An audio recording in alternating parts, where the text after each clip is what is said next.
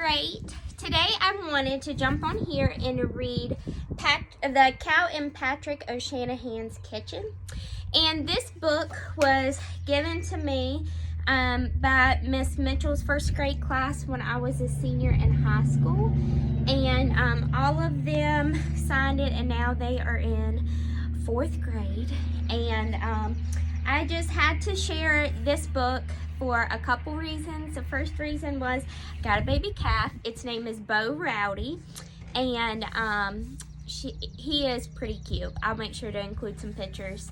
And the second thing was I just finished my teaching test, and the reason I decided to become a teacher was because of Miss Mitchell and a lot of other teachers, but that was really like what set me into saying, okay, this is what I definitely want to do. And so that class was absolutely amazing, and so I wanted to read a book that they gave me.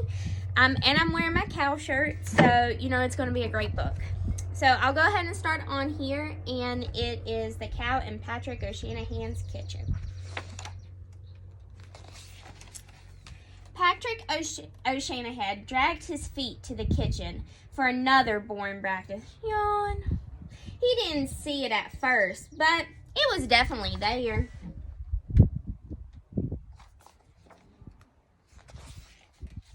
A cow was in the kitchen. Patrick stared at the cow. The cow stared back at him.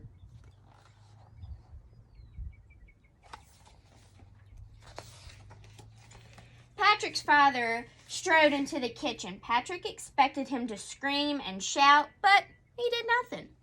How about world-famous French toast sticks for breakfast, Patty? Patrick's jaw dropped. I guess so. Well, we need 3 eggs.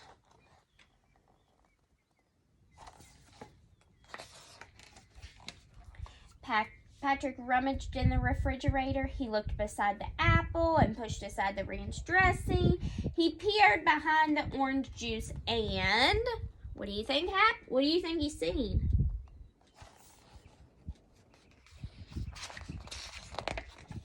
Bark! Bark, bark, bark!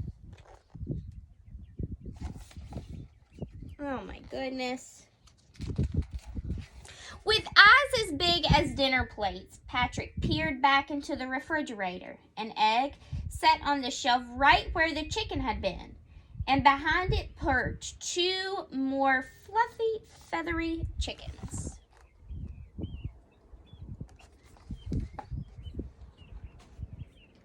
So, where do eggs come from? That can be a question.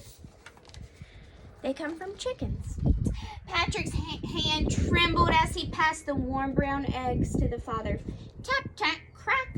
1, his father sang. Patrick reached for the second chicken, and then the third, and he gently lifted his feather. Bark! Tap, tap, crack. 2, his father sang, and 3. The last egg plopped into the bowl. Now, his father added milk. What do you think's going to happen now if he needs some milk? The cow stepped in front of the refrigerator. Excuse me, whispered Patrick. Drip, drip, splat. The cow slobbered on the floor. Excuse me, Patrick said a little louder. The cow chewed its cud. Meow. Excuse me, cluck, cluck, cluck.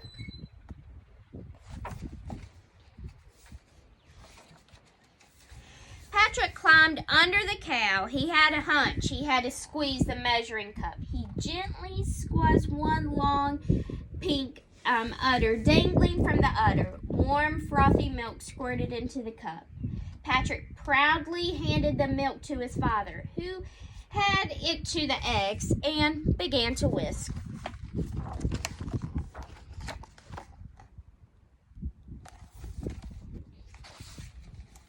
Carefully not to step on the chicken or bump into the cloud, Patrick toted a stack full of plates, pairs of glasses, and a handful of silverware to the table. Don't forget the syrup, his father called. We can't have French toast without syrup.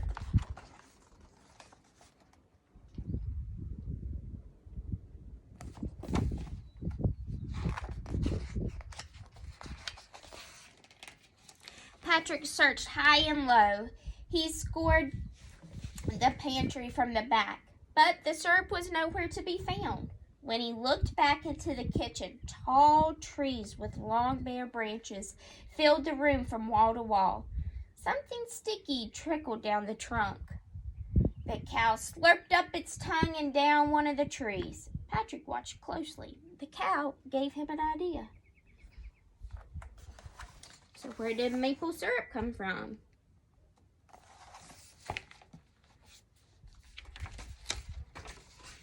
Patrick licked the tree and grinned from ear to ear. It's syrup!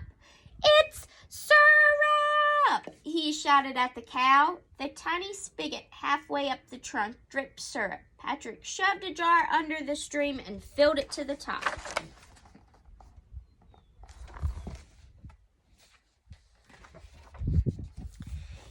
He took it to the table where his father was waiting with the tallest stack of world-famous French toast he'd ever seen.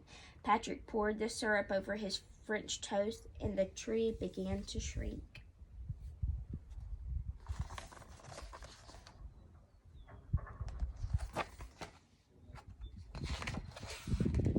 He took one bite, and the chicken disappeared. By the time Patrick had eaten through his stack of French toast, the cow was even gone.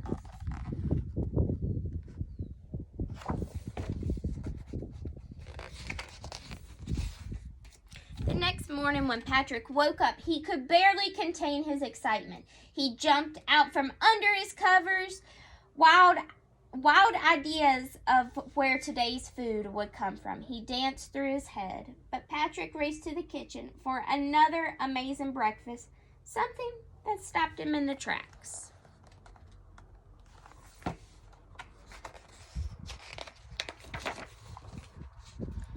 Did he smell bacon? Oink! In the end. So this book really talks about how we get food and how food comes from our animals. So today and this weekend, if you are eating, pancakes, bacon, anything like that, think about what you, where it came from, and maybe you can go and explore it for yourself. But other than that, I hope you have a great weekend. I'll read a book next week as well, and I hope you get out and enjoy the day. It is very beautiful, as you can tell. I'm outside. So thank you guys.